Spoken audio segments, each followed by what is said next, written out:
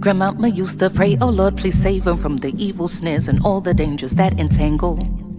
Yea, though they walking through the valley of the shadows, just prepare and make them fit for every battle, because I know they bound to come, and I know they bound to fall, but in your bounty, Lord, preserve their beautiful. Right, we still surviving off of grandma's prayers, surrounded by the jungle and the lion's den. Tread light, cause these traps is inconspicuous. They hide right in plain sight, thinking we don't see them when they linger. Look right beneath the surface, then leave a trail of corpses. Crisis, prices, your life a disposable commodity. Like living in this fantasy, conditioned to believe that the system even cares whether selling CDs or walking or driving or reading. Look, they don't need a reason. It's just you breathing and being black. When it's such a pretty fall, it don't seem like we falling at all, at all. It's just a GMO dream, where things are never really what they seem. Please cue the violins, tell them just to play me something pretty, cause this gritty city got me screaming bloody murder. Said it got me screaming. This gritty city got me on some. Look, get your hand up on my pocket. Distraction, so lazy they use the same tactics. Like condom with some trinkets, just don't let them get to thinking. That light bulb gets a blinking. You know niggas and ideas. Oh dear, my dear, you may not know me, but I know you very well. Foresight, they say hindsight is 2020. Well, tell me something, we gotta see that history is on repeat. And maybe it takes a beat and a melody to speak a little louder than the message in the clouds or the essence in the air. I swear, my God is just so clear that a system driven by fear can never give us nothing but more of the same things. Oh, when it's such a pretty fall, it don't seem like we falling at all. It's just a GMO dream, where things are never really what they seem. Please cue the violins, tell them just to play me something pretty, cause this gritty city got me screaming. It's murder. Got me screaming, got me. This gritty city got me on song.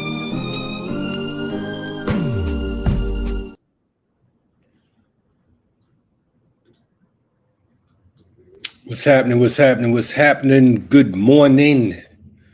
What's going on? It's Monday. Woo, man, it's been a tough Monday. I know I was supposed to start at 8 o'clock, but man, look here, man. I work hard, so y'all got to deal with it. Anyway, welcome to RSTV. Happy to have y'all on today on this beautiful, bright day. Broadcasting live from the sanctuary. Shout out to Suleiman and Makeda for having us here today. Work in progress. Got a lot going on. It's going to be a busy day. You know, you're going to see me today, and then you see us at 2 o'clock today. We have Cornell West scheduled again today on RSTV. So we want to make sure that you all tap in and rock with us on that. It's your first time stopping through. This is Black Power Media. You know, make sure you subscribe to the platform. We've been around for now 2.5 years. That's all right. 31,000 subscribers is not too bad. You know, shout out to all the freedom fighters and artists who have graced the stage, you know, here at BPM and here at RSTV. Shout out to the chat. You know, they always got something to say. You know what I mean? A lot of them actually know what they're talking about. Some of y'all don't know what the fuck y'all be talking about, but that's okay. You know what I'm saying? Stick around. I want to mention that today, usually on Mondays, 8 a.m., we have GIU, Guerrilla Intellectual University. But today is RSTV. And with RSTV, we will be rocking with a guest. Matter of fact, we got 3 guests. So we have a few guests on today. And I'm going to bring them on in a second.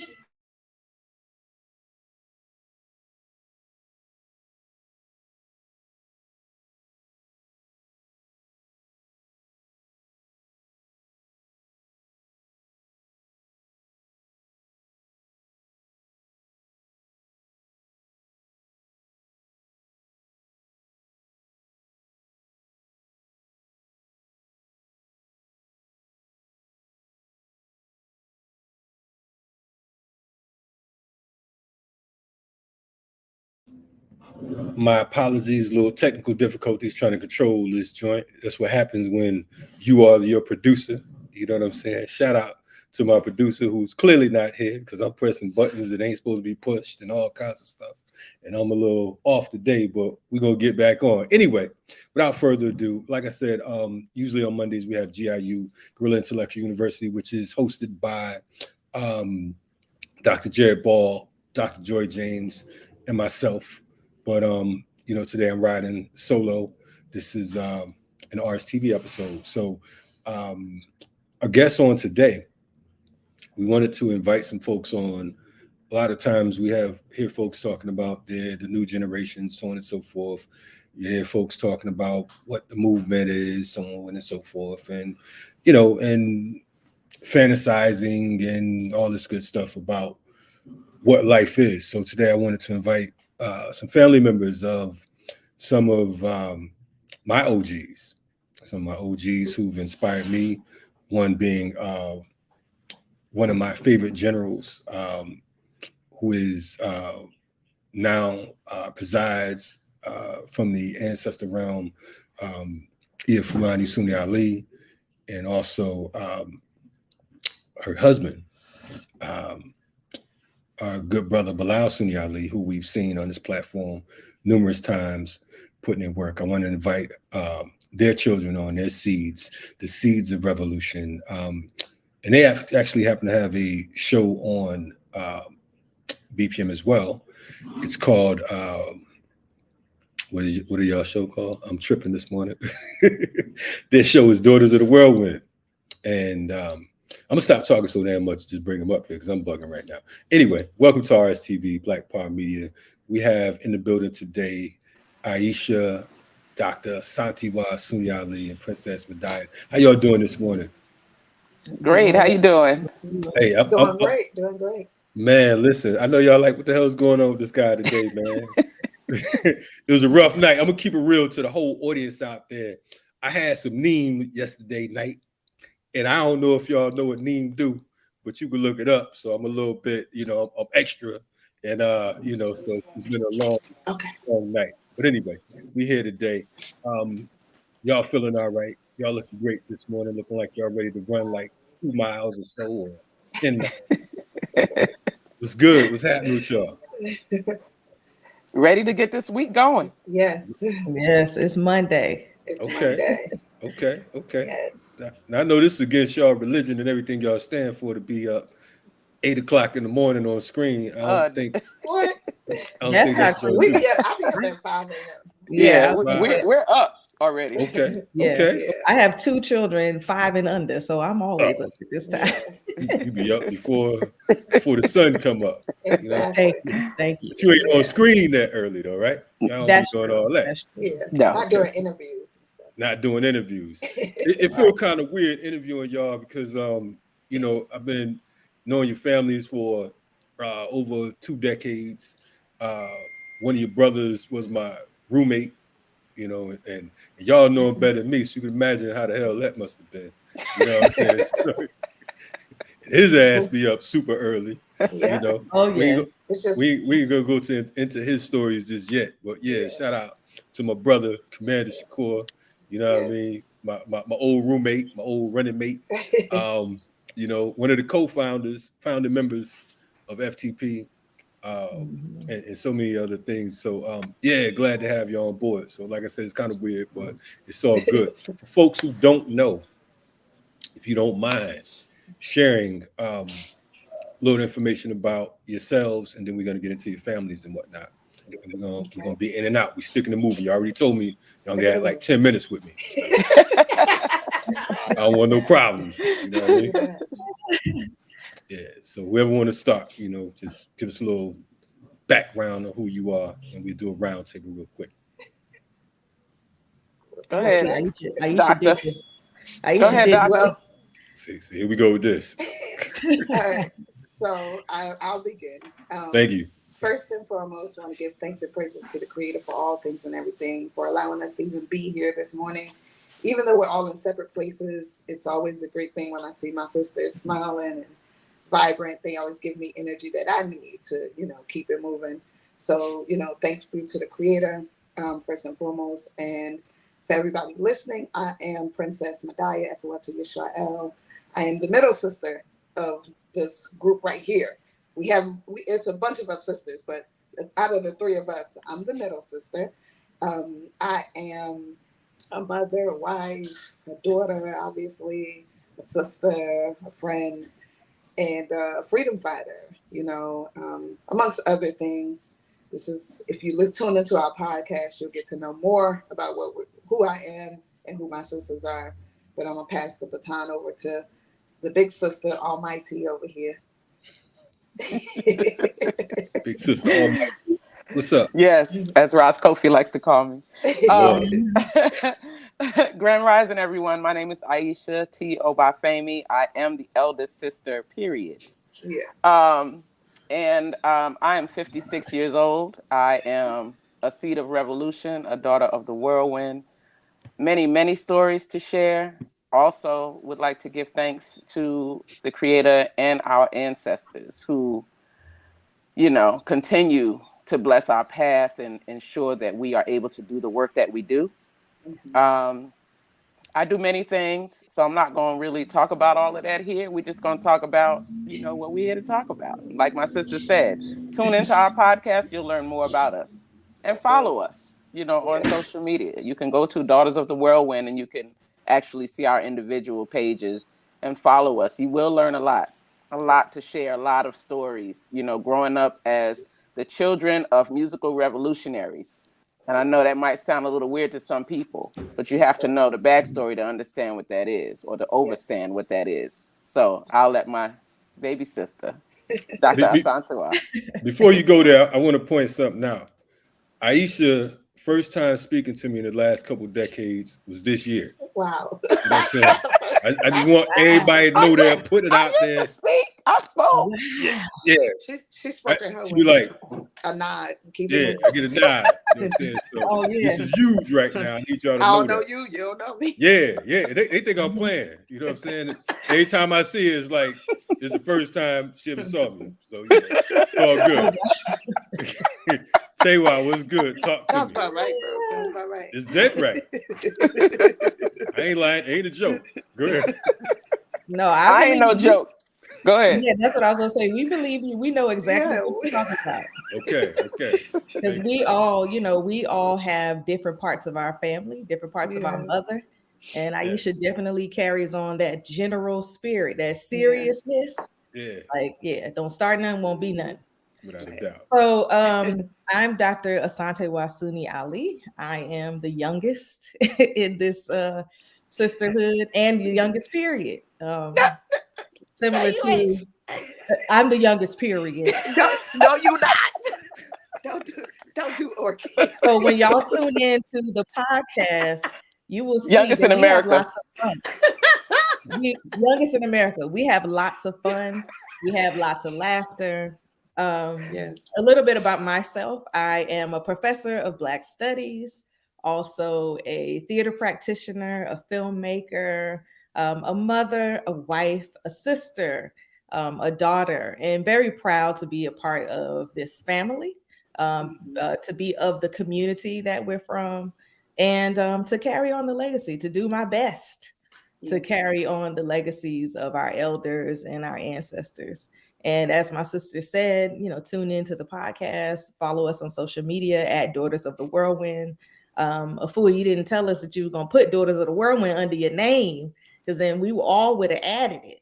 But it was on the thing. That's how it's spelled for anybody who's interested. Follow us. We're actually dropping an episode tonight on Black Power Media, so make sure you tune in. Yes. See, these are guests that know how to promote. They coming in the game. Like, I wasn't gonna give them no opportunity to say that they had a show tonight. Daughters of the Whirlwind, tune in, boom, boom, boom. They don't care about nothing. They just came on to say that. That's what they came for. All right, peace, everybody. Yeah. No, but I did want to say, Aisha announced her age. She's 56, y'all. Don't look it, right? I'm 10 years younger than her. I'm 46. And Asantewa is 40. Most people be like, what? Y'all what? Y'all who? Where? I tell somebody I have a 25-year-old, they be like, I thought you was 25. I'd be like, yeah, can't help that, but you know what it is. So black don't crack. That's what we know. That's right. Giving thanks to our parents and their great genes. Exactly. That's right. That's right. That's right. And the shea butter and wheat germ oil they used to make us put on. Shea butter and wheat germ. Now, again, I live with your brother. He didn't put no shea butter on. He was ash. Wow, don't do the general. Don't do our brother like that. That's my brother. He's a gorilla in the mist. He's a gorilla in the mist. Yes. He's like, we'll need no shea butter. Fuck that. Anyway. That was a good imitation. Good impression. No doubt. And shout out to our brother, our elder, and Baba. You know what I'm saying? His trainer. We can't forget our brother Baba Hakeem. Oh, Baba Hakeem. Yeah, I don't say his name. He gonna see me in the streets and be on something else. We love you, Uncle. Right. Yes. Give you a Tai Chi chop. You already know that. I got a story. We could do a whole segment on him alone, but that's another story. Oh yes. Yeah. And we should at some point. We absolutely, definitely. Yeah. Because he has history and he's a brilliant brother as well. Folks.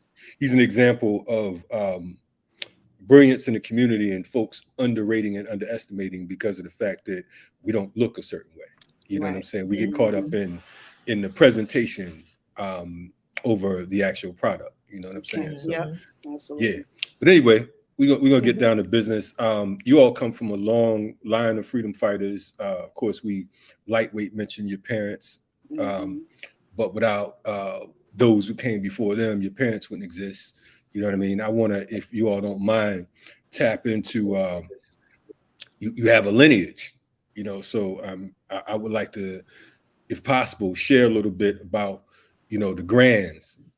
Because when you talk about general and so on and so forth, folks get it confused and they think that, these just some Africans that came along and they got these little fancy titles and, they think because they was in the movement that they entitled to something. Let's talk about that. What is, let's talk about that lineage. Who was your grandparents?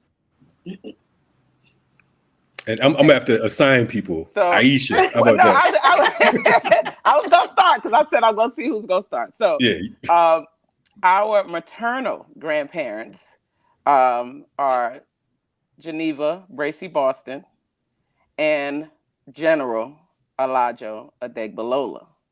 So, our grandfather Alajo, we are all citizens of the Republic of New Africa. Our grandfather was the Minister of Defense.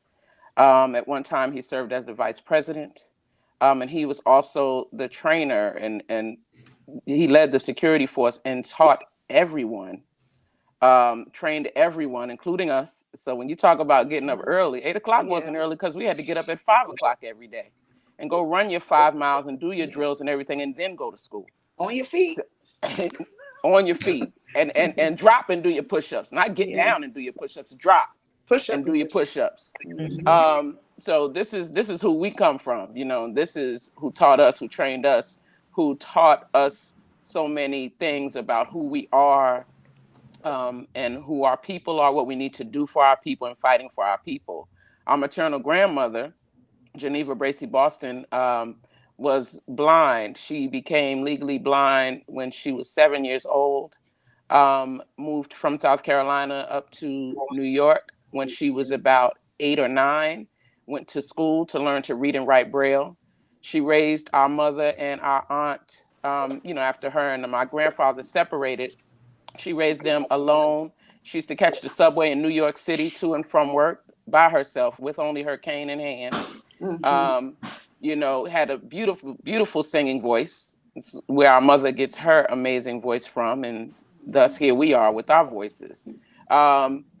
Our grandmother, she was many things, but handicap was not one of them. She never let what people considered to be a quote unquote handicapped her. She was a league bowler. She had the most amazing form. She could walk around the city of New Rochelle, New York with no assistance. She knew how far it was to get here, how to get here, what's on this corner, what's on that corner. Whenever we would walk with her, we were just walking with her. She would tell us where we were going. Right. Yeah, we're at the curb now. Okay, Right. yeah, the store is at the next corner. Yeah. We got 500 steps to get to. Okay, Grandma, we got it. She could cook us full meals. She took care of us, during the time, when we lived without our parents for them years. If we talk about the Brinks incident, and that's a whole nother story. When Asantewa was a baby, she cared for her during the day while we all went to school and our aunt went to work. So this was a lady who, she was a G in her own right. She was a revolutionary because of how she did things. And so that's, just one side of that. So when we talk about the paternal line, for those of you listening, we have a large family. We don't consider ourselves a blended family or half. We don't step. So my biological father's name is Ahmed T. Obafemi. He is now our ancestor. He's also the Baba of my sisters because of me, me and my brother, Chaka Zulu, that he had when he was married to our mother, that means that we are family and we continue to be family. And him and my Baba Bilal are comrades, brothers. And, they never raised us any differently. They each were our Babas. They mutual respect for each other. And the things that they did, a lot of them they did together as comrades. And so my paternal grandparents, William and Catherine Dixon, also from South Carolina, grew up with my maternal grandmother. And they all moved to New York, to New Rochelle. They were revolutionaries as well because they allowed themselves to learn and accept things that their children taught them that they didn't know about. My father taught my grandparents what Kwanzaa was. Everybody was given an African name, and they just were very open and, about family. They took care of all of their grandchildren. Anytime anybody came, we brought anybody, open door, would feed them. I don't know where the endless food came from, but they always were able to feed everybody who came through that door and take care of us at any given time. And so salute to them. And I'll let one of my sisters talk about the other paternal line, the Johnson side. Well, as Aisha already introduced, our maternal and her paternal side, our paternal side, Santewa and I, from Baba Bilal Sunni Ali, his parents, which are our grandparents, his mother, Lois E. Johnson, a beautiful grandmother, Grammy, Grams, all different type of titles we called her. She was a seamstress, a telephone operator, a baker. She was an avid churchgoer. She was that typical grandmother to give you the peppermint at the bottom of her purse when you in church with her till I wake up. You'd be like, and she also made some cookies that she had baked. Yep. And the preserves. Yes, she was a singer. She had a garden. She lived in the Bronx. And she had a garden in her backyard, a fig tree, blueberry bush, she grew watermelons, peaches, I believe, quite a few things. And she would make in the Bronx. Yes. In the South Bronx, okay? Wow. She would make watermelon rind preserves, blueberry preserves, everything fresh. We walk in the house traveling from Georgia, fresh cookies, yeast rolls, everything. Like she had everything. Our favorite thing was going straight to her kitchen, grabbing cookies, grabbing the vitamin C that she always made sure she had plenty of for all her grandchildren. And she was just the epitome of a grandmother on that side of just being that, not let you do whatever you want to do, but you walk in her house and she got everything a grandchild would want, okay? A deep freezer full of hot dogs and ice cream, whatever you wanted, she had it. And she protected us, when our parents were in prison or on the run. She also was our caregiver at times, There's pictures where you just see a few of us in them because we were separated at different times.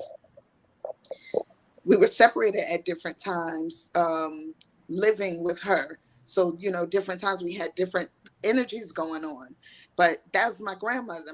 Our grandfather, Roberto Johnson, he's from Honduras. he's the first. Him and his siblings are the first generation to come over to America, but they were born. My parents, my father and his siblings were the first generation born here in America. But my grandfather and his siblings came over, and then he married my grandmother. But my grandfather was a window washer for the high rises out here in, I believe, Manhattan and Harlem. And I mean, he was a revolutionary. Yes, a boxer. Taught his sons, his children, all four of them, how to box. He was very knowledgeable of who he was as a Black man in America, and taught his children the same, you know. So the history is beyond just the Black Power movement. When we talk about the legacy of knowing who we are, being proud of who we are, you know, a lot of people generalize it saying you're not a revolutionary if you weren't part of a Black Power movement. And I always tell people a revolutionary is one who brings change no matter where they are, because that's what revolution means, to bring change, to have change, to form change. And so, you know, we got to get out this box of what defines a revolutionary. And then also, I mean, he was just a great father in many ways. And we didn't get to meet him because he passed at a young age. But, you know, I know that, sorry, I'm walking. I know that he was cherished by his children and loved by his wife. Right. Santua? Yeah, so I want to add a little bit to that. Such a rich history. And we just skimmed the surface. Yes, seriously. Yes. So my apologies. I've been trying to close windows. I got 1,000 windows open and my internet is lagging. So if I happen to freeze or anything, that's what's going on. I'm trying to fix it. But I want to add to that history. My paternal grandmother, so my grandmother Lois Johnson that my sister spoke of, her father, his name was Alexander Thompson. So her maiden name was Thompson, and Alexander was actually known by Alexander the Great in his community. Why? Because along the lines of what my sister just said, he was embodying what it means to be a revolutionary during his time in the early 1900s. So what he would do when Black people, men and women, and sometimes children would be lynched by white mobs, he would go and take down the bodies. And he would give those people proper burials, and he would have, you know, celebrations of life for those people.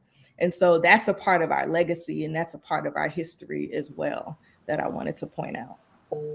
No, that's very important, man. And I appreciate you all sharing that legacy because, you know, one thing I appreciate about your family is that the extended family. And the extended family, even beyond what you all talked about, because again, the history goes even deeper. Because we talk about people like El Saladin Shakur, Abba, right? And again, this is, you know, an OG, an elder, an ancestor who should be known by anyone here in the United States that calls themselves a revolutionary or that talks about Black liberation, so on and so forth. Because like when you talk about seeds of the revolution, you know, many seeds come from that tree. So yes. And he is our grandfather. No doubt. Grandfather. So yeah, so and I've had Baba Bilal, I interviewed Baba Bilal on Saladin Shakur probably about almost 20 years ago. Yeah. Yeah. And that particular interview has been cited in at least 7-8 books that I know of, because I don't think the story had been told. From your understanding, and we'll start with Aisha, who was, you know, Abba, who was El Saladin Shakur? Ooh. First of all, Abba was one of the most beautiful people you could ever meet, gentle, loving. And we were always just blessed to be around him and to hear some of his stories. He didn't talk a lot about what he did, you know, back in the day. He did walk with our shining Black prince, El-Hajj Malik El-Shabazz. They were very, very close. And so, I would often ask him stories about that and how that was, and mainly how stressful it was, because, during the time when, the separation was happening with the NOI, because Ava came from the NOI, that was a sensitive subject. But, he believed in what the minister was doing. And, as far as his family, his sons, our uncles Lumumba and Zaid Shakur. Sorry, y'all. Just bear with me. Just getting a little bit emotional because, I'm just going back, just thinking about certain things. That's one of the things about being the oldest, when you know a lot and you've been around for certain things that, can kind of bring back the memories. So those sons became friends and later brothers with several of our uncles, aunts and our babas. And they built a family. Saladin Shakur then became the spiritual father for many people. And so when we talk about the Shakurs, and I have said this probably a lot over the last, since August, once we lost our uncle, Dr. Mutulu Shakur, we had 3 celebrations of life. The finale was September 8th in New York. We called it the Celebration of Life Tour. So we did Atlanta, LA, and New York. And I hosted all 3 of those. And in doing so was, just educating people on the Shakur family a little bit, because, this is a story that, still needs to be told in depth. But just making people know that when you think about Shakur, it's more than Tupac, Afeni, and Mutulu and Asada. It started from somewhere else, and there's a whole other line of siblings, in that when you talk about it. So you talk about our Uncle Sekou Odinga. Every Shakur did not take the last name. Our Baba Bilal, our mother, our Aunt Afeni. Aunt Afeni took the name Shakur before she married a Shakur. So she wasn't a Shakur because she married a Shakur. She was a Shakur because she chose to be part of that line. So when you're talking about Saladin Shakur and his beautiful wife, Mariama Shakur, they became the parents of these children. Even though these children had parents, they were their revolutionary parents. They taught them things that they did not learn at home, just about who they were, where they come from, and why they need to fight for their people. They were very beloved in the community and still are. If you ask anybody who knew them or who knew, about them, or who came in contact with their children. If you look at their children, even their biological children, they had 2 sons and a daughter. If you look at their biological children, you can understand why we fight the way we do and why we are the way we are about our community and about our family, because they taught love. They taught healing. They taught about community. They taught us that we needed to fight for each other because no one else was going to save us. We are the ones that we've been waiting for, and they taught us that. So we are the children of the ones who didn't die. They will never die, because we will keep their name alive and continue to keep their name alive, along with the legacy of all of the rest of our family. No doubt. I appreciate that. And for folks who, if you haven't read that article, just to get a little bit more in depth, it's an article called Tupac and the Revolutionary Shakur Family. So when you get the opportunity, pull that up. There was an interview, like I said, I did with Baba Bilal, I believe in about 2004, if I'm not mistaken. It's a print interview. And then later on, we talked about it, I guess in one of the RSTV episodes, but it's a very important legacy that needs to be known. I want to, because we have the whole Seeds of Revolution, and you all alluded to a couple different cases. And I know that, excuse me, on your last episode, you talked about Byrdstown, Mississippi.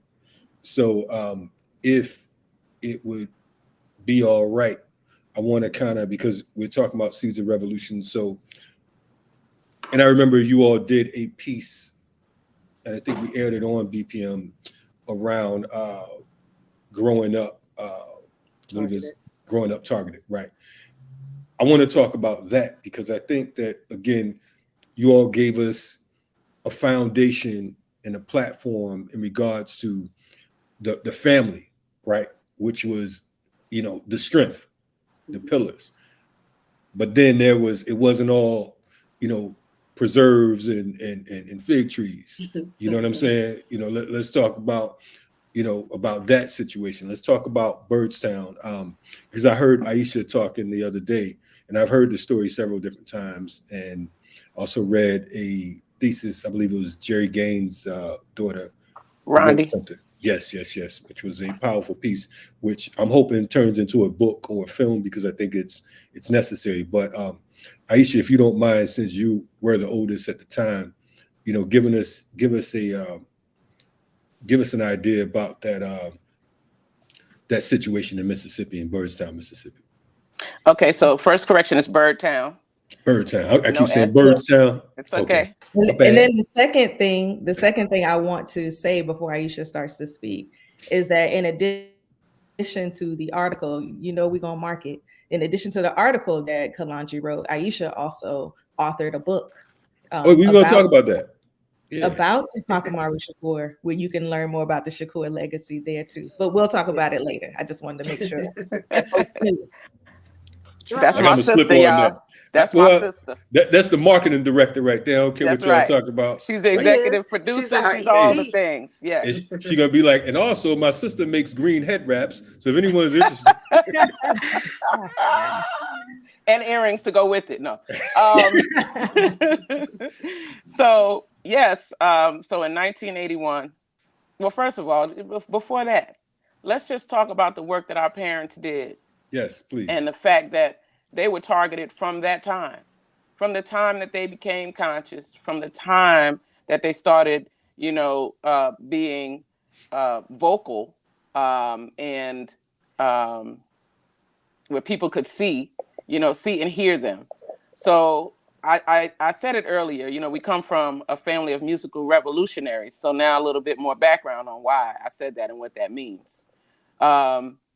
Our mother sang with Miriam Makeba and Nina Simone from the time before I was 1 up until I was about 5 or 6. And during that time, Zenzi, as we called Miriam, because her name is Zenzili Miriam Makeba, was married to our uncle Kwame Ture. Some still call him Stokely Carmichael. I don't do that. So during that time, when I would travel with them internationally, he was my caretaker on the road. So I learned a lot about, being ready for revolution at an early age, because he definitely ensured that I did that. So during that time, him and our mother were Black Panthers. So even when they were traveling internationally, they would talk about the plight of Blacks in America, Africans in America, and share the stories with those people abroad so that they could understand where we come from, who they are, why they are the way they are, and why they talk and sing about revolution in that way. Our Baba Bilal is an original member of Gil Scott-Heron's Midnight Band. So you talking about, all of those things happening, and them performing and singing and doing these things. So early on, our Babas Bilal and our Baba Ahmed were political prisoners. We're talking about in the early 70s. And, we talk about the Black Panther Party. Our Baba Bilal will tell you he was a founding member of the notorious Bronx and Harlem chapters of the Black Panther Party. You have to say notorious because that's what he says. And there's reasons for that. Some we could talk about and some we can't. But, that's just a little bit about who they are. So we talk about the Brinks incident that happened in Nyack, New York in October of 1981. After that incident, some people went underground. Some people were taken from us. There were a lot of different things happening. So exactly 1 week later in Birdtown, Mississippi, our mother and our younger siblings, that would be Princess Medaya, her twin, Kofi, General Shakur, and our baby sister, well, mine and Afua's, Ayana, they were in Birdtown, Mississippi, along with Sister Jerry Gaines and all of her children, which is the one you were speaking about, Dr. Rhonda Gaines, who you just mentioned earlier. And our grandfather was nearby, but was able not to be captured and get caught up in that, and later go and get the children. So they said that our mother was the getaway driver, the Brinks incident, and they sent over 200 armed men, FBI, local agents, CIA, all the letters. They sent all of them along with tanks, yes, tanks, like army tanks, to arrest this woman and these children, 4 army tanks. And, you know, the blessing to me is that they didn't just shoot. You know, when I think about that and think about what was happening during that time, they could have easily, no one would have known, because where the house is in Birdtown, there was not another house very close. So they were able to set up, you know, it was a pre-dawn raid. So we don't even know what time they set up. And they were in the bushes. They surrounded the house, you know, and then they came and they arrested them, zip tied all the children's hands. You know, I was asking my sister, you know, recently, did she remember it? And, you know, she remembers bits and pieces, but not, you know, because they were so young. And I'm sure that it's here, it's in here somewhere. And it'll start to come up, you know, especially as we're starting to talk about things more and more and more. So our mother was arrested. But with that arrest, if any picture you see her in, she is walking her head held up high, you know, proud to be Fulani Nandi Suni Ali, who she is. And, you know, just representing, because that's who we are and that's what we did. And I don't think I've ever really said it. So there were, leading up to that time, maybe a day or two after the incident, we had a little family meeting. We always have family meetings. So we were made to understand that things were going to change. And I say that in that way to say, we didn't know what was going to come, but we knew something was coming. So when this happened, yes, it's shock and it's, oh my God, you know, what do we do? But it's not surprising. So me and my brother Chaka Zulu were staying with our uncle Lumumba Shakur, we lived in New Orleans at the time, and we lived around the corner from each other. So we were staying with him. And once we realized what was happening and we turned on the news, because, you know, we had just come from our house, we were walking to our house because I had forgotten my glasses at home. And we realized as we're approaching the house that they're in our house. They raided our house. And this is one of the reasons why we don't have a lot of baby pictures of us, us with our cousins. You know, there are several pictures of us with Tupac, Anochi, Malik Shadir, and that we don't have. They took all of those. So once we realized that and we, you know, went back to Uncle Lumumba's house, we tell him and we turn the news on. And that's when we saw what was happening. And because of COINTELPRO, when it was proven, you know, Uncle Lumumba found the mechanic that proved that our mother was in New Orleans at the time. And it was proven that she was there and she could not have been this getaway driver that they said she was. They released her. As she was exiting out of MCC Manhattan Correctional Facility, they served her a subpoena, asking her for hair writing samples, hair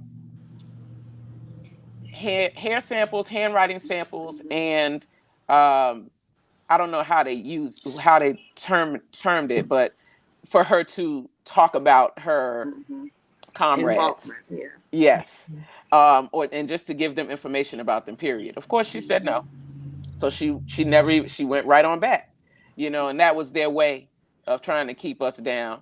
And so that started for us the time when we lived separately as siblings for like 3.5 years, living with different family members, seeing each other, you know, as much as we could. And then there was a time when our parents, along with, you know, 4 at the time of the children, lived in Belize, underground in Belize. I was, as you know, our parents' oldest, given the option to stay stateside and continue going to high school, and I did. And during that time, the FBI targeted, as you know, they often do, and they do, targeted me. They would show up to my high school, trying to get, you know, the powers that be to release me to them, to let them talk to me. They told them no, you know, and they wouldn't let them anywhere near me. And they always protected me. They would show up at our aunt's house. They would show up at different places. And even well after this incident, they would show up, you know, in front of our apartment in Harlem, and they would stand outside. They would never hide who they were. They would stand there, you know, and I'd walk out sometime and I'd wave and keep moving, you know. And there was one time that they did that, and I actually had gone to see Minister Khalid Muhammad, you know, one of our other uncles, and he was speaking, and then I told him what was going on. I said, oh, yeah, they was outside the house today. He's like, what? He made 30 FOI, bring me home, along with himself, and, you know, did what he does, and, you know, but protected me. And, you know, so those are, you know, some of the things, you know, that happen because of that. And, you know, there are still different things that we deal with now. We were always targeted. We will continue to be targeted because of who we are, because of our names and because of what we stand for. But we already know that that's part of our lineage, part of, you know, who we are and what we have to deal with. And I don't want to say we're used to it, but it's expected, you know, so we deal with it accordingly. You know, there's different situations that happen, still things that happen, even today, even last year, you know, different things. And, you know, it's up to us to ensure that we continue to carry on the tradition, and we will, and we do, and we're not afraid. So we're just here to do that work, continue to do that work, and to honor our parents and where we come from, and to ensure that we're leaving this world more beautiful and beneficial than when we inherited it.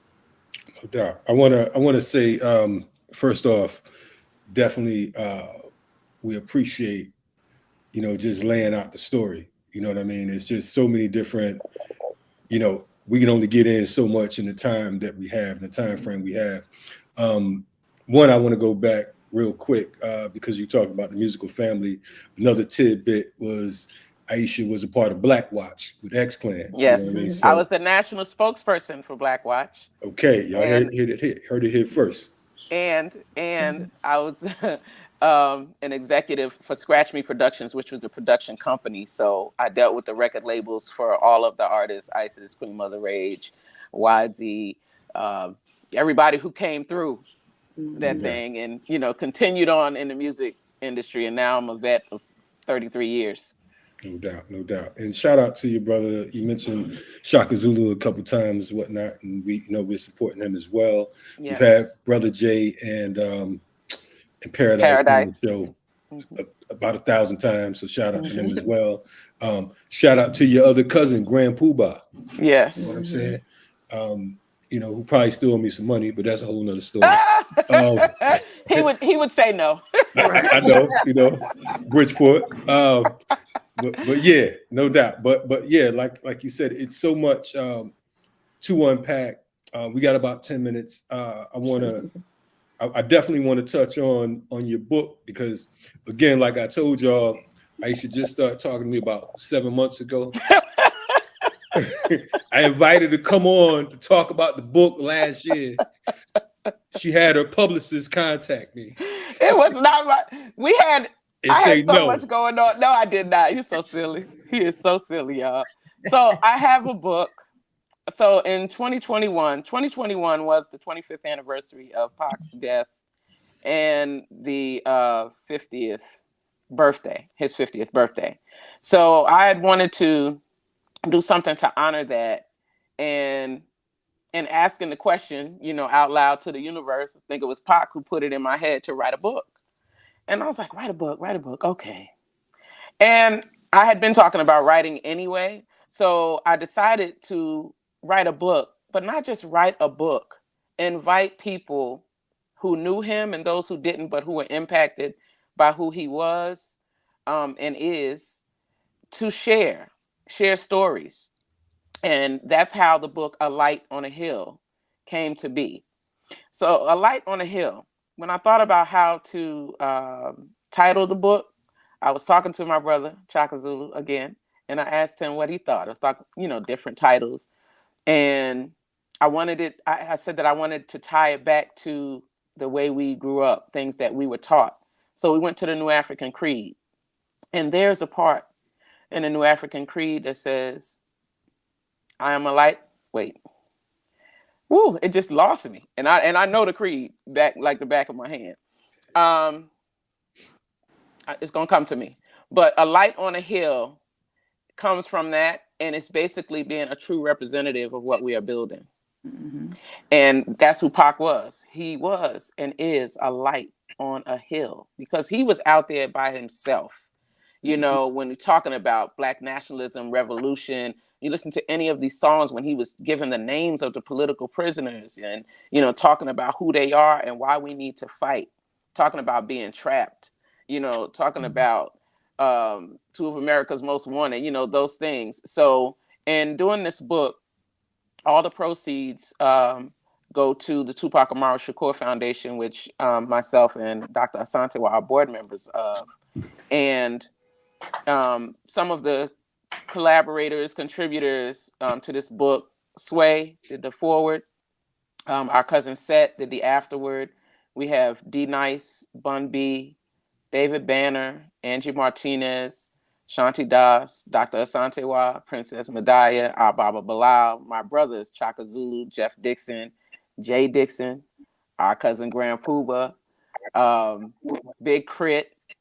It's so many people, Omari Hardwick, just so many people. So you can find that book anywhere that books are sold. Amazon is usually the quickest way to, order it and get it. And it's very impactful. I feel like it shares a lot about who Pac is. I share a lot about, being a big cousin to this, legend, this icon, this person who, continues to be talked about.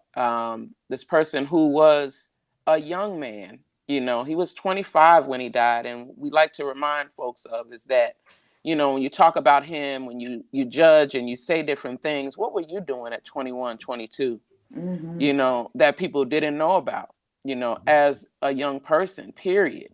He lived his life in front of the camera. And of course, he was not perfect. I would not venture to say he wasn't. He knew that. There were things that he would do, and sometimes he would come back and he would say, I know that was wrong. I know I reacted too fast. I know I could have handled it a different way. But he owned everything that he did and he definitely took responsibility for the things that he did, or, if he was around people that he felt like he could control certain situations, he would take responsibility for that. So he still is and remains the greatest to ever do it. And, there's a lot that we can learn, and people talk about him to this day. You talk about the music and how much music he had, how much music he put out. He was writing. Those times I would go visit him in Dannemora, he would tell me, oh yeah, I have 2 notebooks. I just, I was writing. Every day he wrote. So that's why there was so much music. There is so much music. There's so many things. He was a poet before he was a quote unquote rapper. He always wrote. He was a brilliant lyricist. And, there's a lot of things that he shared. So he put his life, on wax for people to hear. He shared his feelings, his thoughts, everything that he had inside, he put out for people. No doubt. Definitely go get the book. It's called A Light on the Hill. Yes. A Light on the Hill. Definitely, happy to have y'all on today. Y'all gave me like 20 minutes to wrap. That's all good.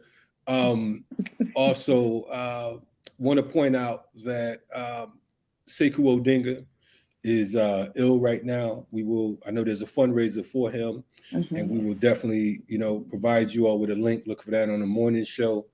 And we'll be talking about him. Of course, he's been on the platform several times as well, along with many of his comrades. You all have a show on Black Power Media, you know what I mean? And I know you haven't been showing your faces, people in the chat, like, oh, they are real people. You know what I'm saying? They thought y'all some bots or some AI or something. No, they didn't. that was me throwing that in there. But right, exactly. That's all you. that's my job. All you. I don't care. But anyway, tell us about the show, man, and tell folks when it's coming on and how it's changing. And some of the past guests you all had.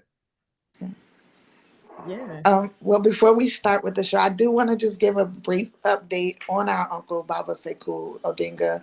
I'm here in New York, preparing to leave, but I was able to go visit him 3 days since I've been here since last week. So last night I went to visit him, and he is strong. He is amazing. The creator is amazing. How he shows his strength and his light through our elders. Uncle Sekou sends his love to everybody. Like, all he kept saying was, we got to do better. His message to Black men is to speak when you're not feeling. Do better. Absolutely. So we have to, his message to Black men is speak when you're in pain, whether it's physical, mental, emotional, spiritual, whatever it is, financial. Let somebody know you need help, because the what we have witnessed and experienced is, our elders, these warriors, they don't like to complain. They don't complain.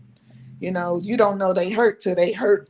That means they down. And sometimes that's too far. So we have to be prepared to. His messages, be prepared to speak and share, and it's okay to do it, but especially as Black men, because it's not often done. It's not often received either, because we have this under this tangible thing, well, this unintelligent, process that we feel like men can't express their feelings. So his message that he kept repeating over and over is the brothers need to come together. He's forming actually a committee of brothers where brothers can go together, come together as brothers, and speak on the things that they need to speak on to heal. To go beyond just saying I'm a leader, but this is what I went through, and to make yourselves better leaders. So younger brothers out here, yourself, Kalonji, other ones, take note from the elder brothers. It's a lot of things that they didn't do to sustain their lives, but it's never too late. And that's his message. And his messages was also continue to stand, for who we are, continue to fight, and that his fighting isn't over. And as soon as he's finished healing, he's coming back full force. But just to let everybody know, he is doing amazingly better. And he feels all the love from all over the world. We talked about that. And he wants to also make sure, don't just check on him, but check on all the leaders that are not feeling well at this time, because all of them need the love and support, and the families that are taking care of them. So in any way you can, reach out to any and all of them, especially that, that aren't well, and lend your support. Even a phone call. They love a phone call. That means the world to them, or a letter or a text message, whatever we can do. So just wanted to put that out there. I know Asante is going to talk about our show. So go ahead. Who is such a delegator? All right. So Daughters of the Whirlwind, we explore a lot of what we talked about today, like different things that we're all doing, our experiences growing up as seeds of revolution, as movement children, how we carry it forward. So talking about the legacy and what that looks like, and how it can't look the same exact way, as our parents, the work that they did. Aisha spoke so eloquently about, the raid in 1981 and so many other experiences that we've had. We all have different perspectives. Afua laid out our ages earlier, right? Aisha and I are 16 years apart. And so, her perspective and her experience is vastly different from mine. My mother was pregnant with me while she was underground. In fact, I was conceived underground. And so, our perspectives vary, and we talk about those various perspectives. We utilize it as a healing platform, not only for us, but for others. And so some of our past guests have been Sechuwa Shakur, for example, who talks about her role as president of the Tupac Amaru Shakur Foundation. She talks about the importance of mental health and some of the projects that we are doing as a part of the foundation. We've had folks like Rukia Lumumba, who is the daughter of Nubia and Chokwe Lumumba, the people's lawyer. We've had folks like Dr. Kasima Boston, who's our auntie, our mother's little sister, but she's a public health professional, and she talks about, the environment and just the state of our health as Black people. So this was all in season 1. You can find it right here on Black Power Media. We've just launched season 2 last week. And tonight we are launching, and that's my husband that just gave a shout out. Thank you, Kalonji. We just launched last week, and tonight we are, and our brother's in the chat. Hey, Warren. Hey, Warren.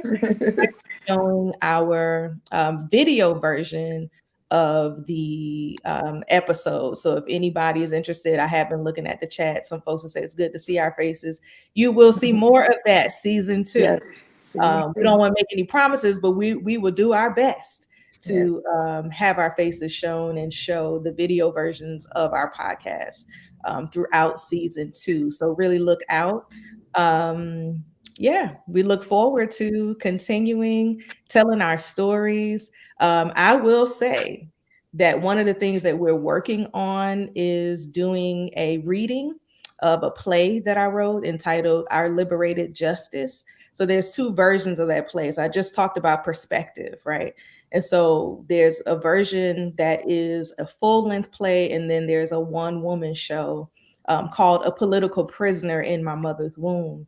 And so it talks about, my perspective. I also interviewed my sister Aisha. I interviewed Afua, Chaka Zulu, my parents, because I wasn't there physically, right? I was in the womb, but I interviewed them, and all of that gets integrated into these plays. And so we hope that we will be able to share one version of them on our platform soon for those who are interested in hearing more about that story. Yes. And I would so like really to quick. Go ahead. Really I would like quickly, to I did want to come back and say it came to me now. So I will keep myself clean in body, dress, and speech, knowing that I am a light set on a hill, a true representative of what we are building. So that is point 14 in the New African Creed. So just wanted to. No doubt. Yes.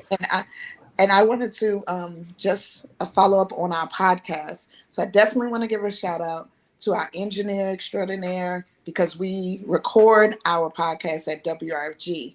WRFG is a free radio station, and they grow through donations. So support WRFG. Our parents are part of, yet still my father's still here, of one of the longest running radio show that's on that program called What Good Is a Song. Yes. Also, big shout out to my son, my oldest son, my sister's nephew's son, Calfani, or Cal for real. He is our videographer, photographer. He edits our podcasts before we air them. And he's just extraordinary in himself. So if y'all want to book him, Cal for real on Instagram. And if you're on Facebook, he's Hemi Hendrix. Hemi, Hemi is what he says is him. He's him, the man, I guess, whatever. But yeah, so support us in different ways. Support those who support us. Support BPM. We are developing a great show here.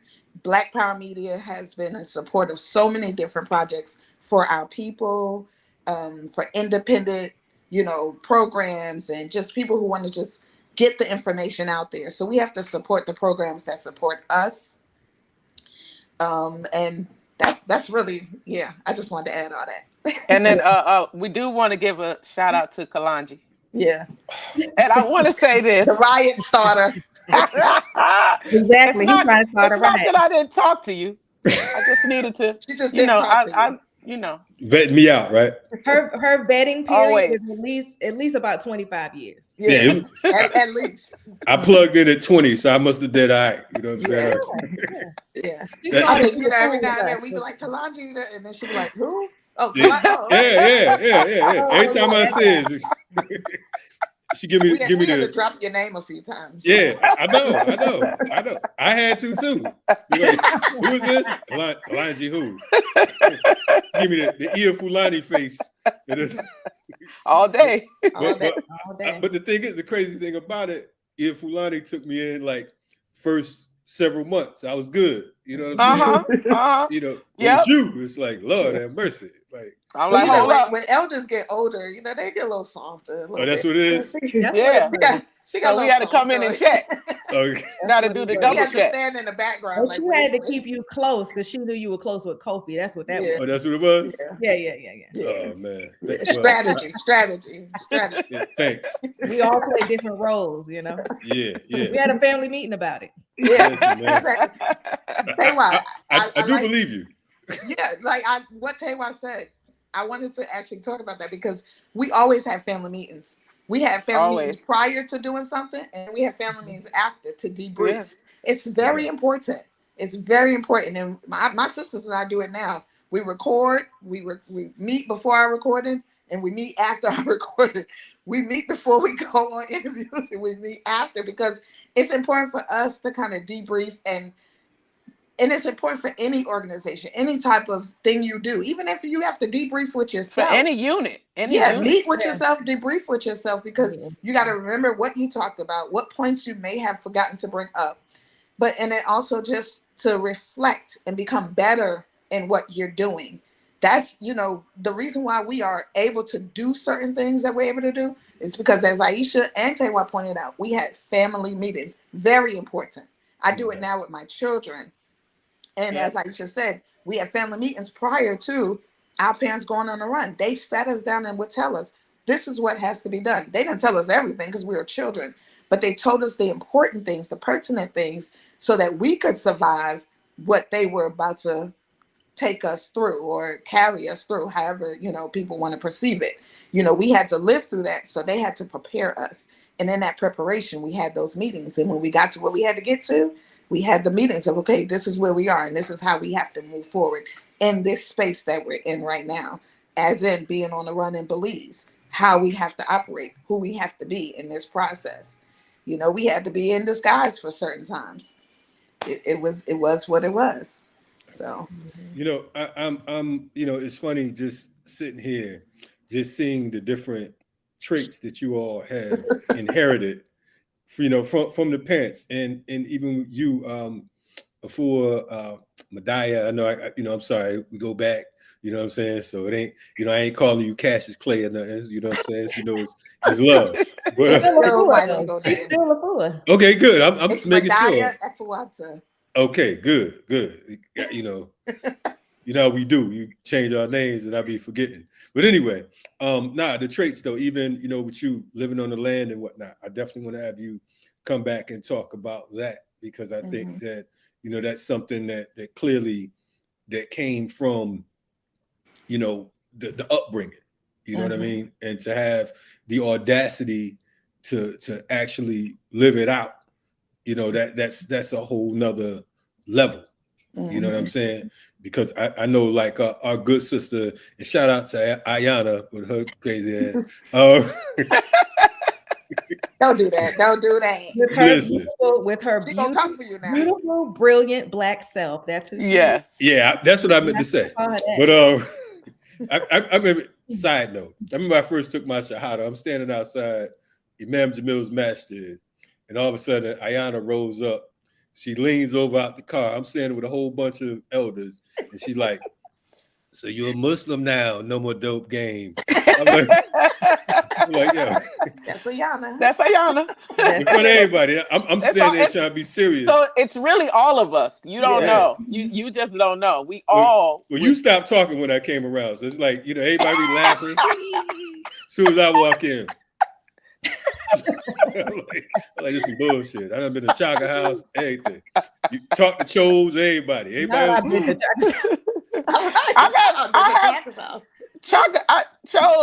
Me and Chose have Chose. That's my guy. So that's some bullshit right there because I brought Chose out. We need to go get into all that right now. Chose my guy. I brought Chose in. Anyway, we good now, Kalonji. We good. Oh, thank you. Anyway, I appreciate that. He was deep in his feelings. He done mentioned that about 10 times. Yeah. I mean, I would come in.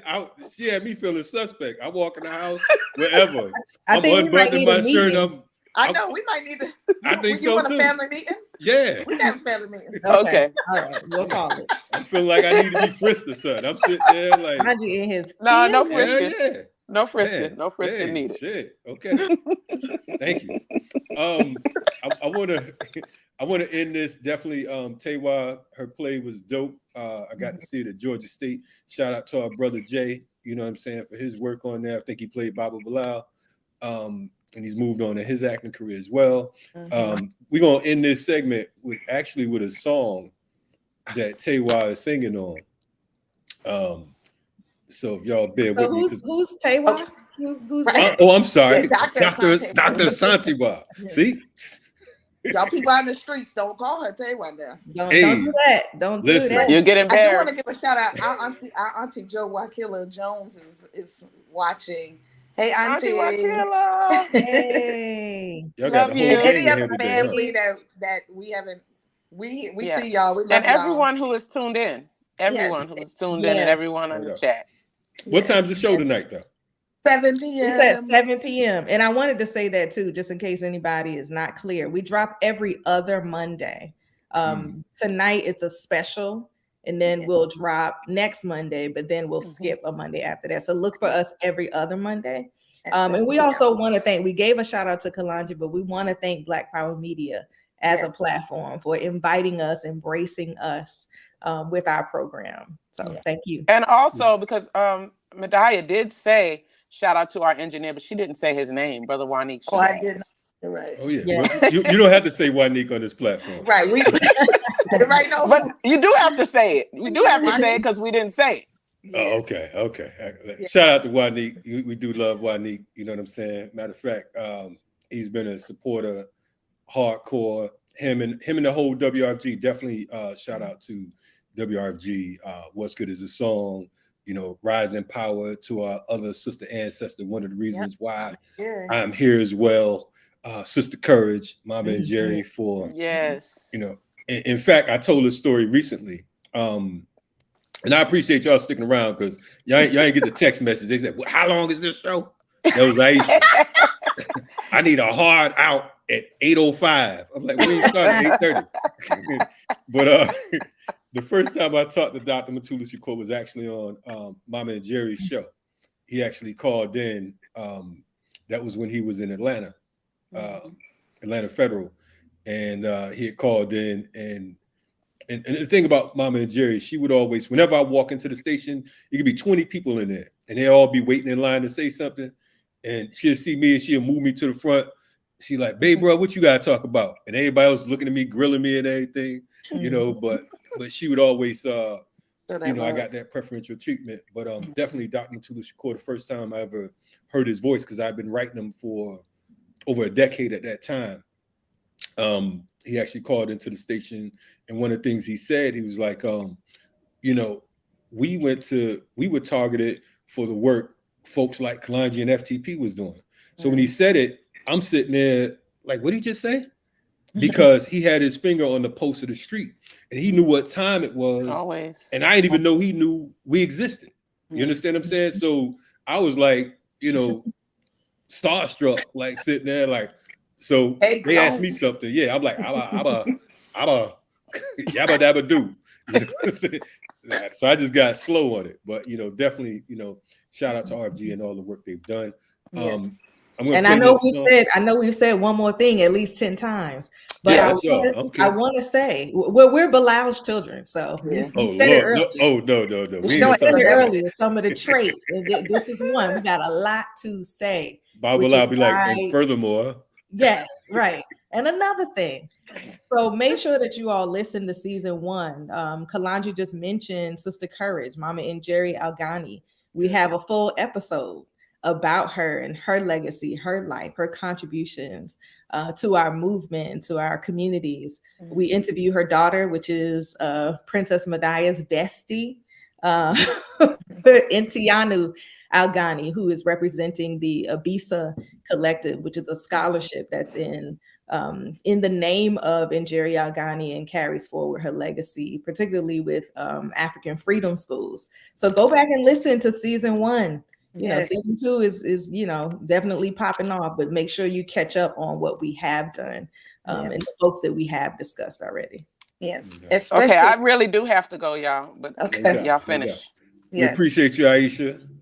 Okay. Yes, and I would like to say too, also another episode of season 1 that's very important to listen to is the one we did with Mama Tamu Kanyama and her legacy and the RNA 11. You know how her and Baba Hekima survived that and are still a family together. So and raised 3 daughters. So it's very important. Every episode we did carries on the legacy of our legacies and other people's legacies that intertwine with ours. So definitely listen to season 1 and then catch up on season 2.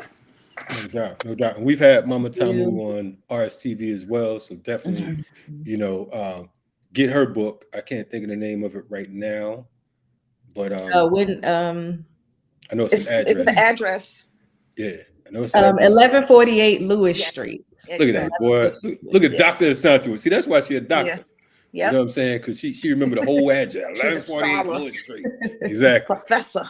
I was about to mess it all up. She's going to be on West End Place somewhere. But, no.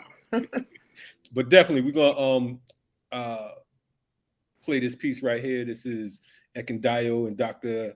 Asante Wansuni Ali. Not the throwback from 20 years ago. I took it all the way back. Because, see, I remember when I first met you, because I think you was away at school. And I remember we were at a Crew Love joint. And I had like about 9 drinks. And I spilled my drink all over your homegirl's leather. And she wasn't too happy about that. But that's a whole other story. I remember. Anyway, before I go too far, let me play this. You still owe her a dry cleaning bill. Right. Hey, man, listen, man. Tell her to take it out the budget that we pay Daughters of the Whirlwind. Wow. Anyway, I appreciate y'all coming on for sure. Yes, thanks Absolutely. for having us. Thank you for having us. And we will see y'all. We'll check y'all out 7 p.m. tonight. Yes. And feel free to stop through anytime. All right. Peace. Thank you. No doubt. You're checking out RSTV. That is Daughters of the Whirlwind. I'm moving back to doing the whole live and studio piece because I think that's necessary. If you'd like to see that, make sure you support the work that we're doing. Right on the ticker at the bottom, you can go ahead and contribute to our studio costs if you want to see these live and studio shows, and we'll take it from there. Thank you all. Make sure you stop in at 2 p.m. EST today. We'll be back. Cornel West is scheduled to come on the platform to talk about some of the things that he's doing. We're going to take a different angle from just talking about him running for office. So make sure y'all stop through for that. This is RSTV. I'm going to close out with Ekendayo and Dr. Santi.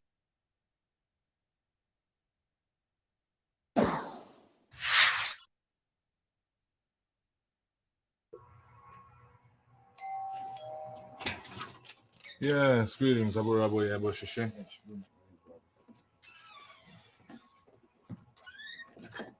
So Ekendayo, what has brought you to Ifa today? I came to get right. Ashe. Iba wanya seems you again. Iba mwole, iba toto moji ba ashe.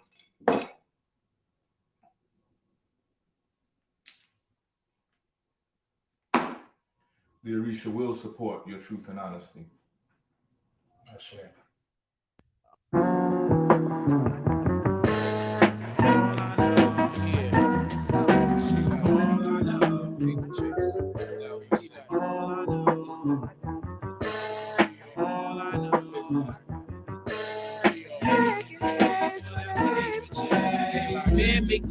money can't make the man, but without the grand money, Philly can't stand. He was hustling hand in hand and get caught up by the man, and his so-called man starts coughing on the stand, spilling his guts. Now he's in the ridiculous rut, all because he was trying to get his chippers up, thought it would be quick and flush. That's when shit erupts. Niggas just 10. He could have been holding a ball, holding a brush, holding a pen. Instead he's on the night stroll again, holding a pen with a gun that looks real, but it's really pretend. Shorty look like Brooke Shields, so her peeps took deals. Now her life with some ends.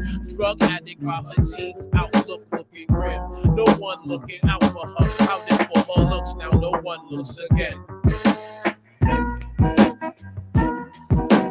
All I know is that I gotta get dough. She like, all I know is that I gotta get dough. He like, all I know is that I gotta get dough. We all making heads for that paper chase. All I know is that I gotta get dough. She like, all I know is that I gotta get dough. And he like, all I know is that I gotta get dough. We all making heads for that paper chase. No matter the demeanor or demographics to get the cheddar, we be doing the deepest mathematics. That is being free with the madness. Status matters and shatters the dreams of the young. I know when they gon' need greed to become serving fiends and not observing the fiends they become. It seems that it's fun hustling, rizzling just for a little shilling. Ain't gon' do it for the wife and children and the life they living. Gotta be privileged, get them a mansion, even though I can't live in it. On the road every minute with $1 in mind. Tired of hollering, I'm broke. Find notes, see them from a distance. My existence emphasized by the fact I don't when I buy, when I fly or I drive. Shorty let her ass exchange for cash. It's strange. We all strive to survive. We all strive to survive. All I know is that I gotta get dough. She like, all I know is that I gotta get dough. And he like, all I know is that I gotta get dough. We all making heads for that paper chase. All I know is that I gotta get dough. She like, all I know is that I gotta get dough. And he like, all I know is that I gotta get dough. We all making heads for that paper chase.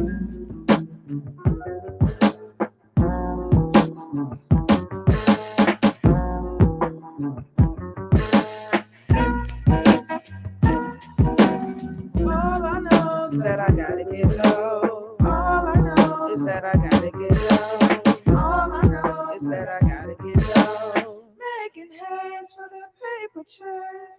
All I know is that I gotta get dough. All I know is that I gotta get dough. All I know is that I gotta get dough. Making heads for that paper check. Yes, shout out to my brother Ekendayo here in Atlanta. Shout out to the daughters of the Whirlwind. We appreciate them stopping through today. Again, tap in 2 p.m. EST. Check out the other work we have on the platform. Again, Daughters of the Whirlwind will be airing tonight at 7 o'clock. Breaking Barriers, Beyond Breaking Barriers should be on at 8 p.m. today. We have a whole lot of content here at BPM. We appreciate your support. Continue to support us. Continue to support our effort, our work. Share, like, subscribe, all that good stuff. And we'll look for us in the Whirlwind. You know what it is. RSTV. Until next time. Peace.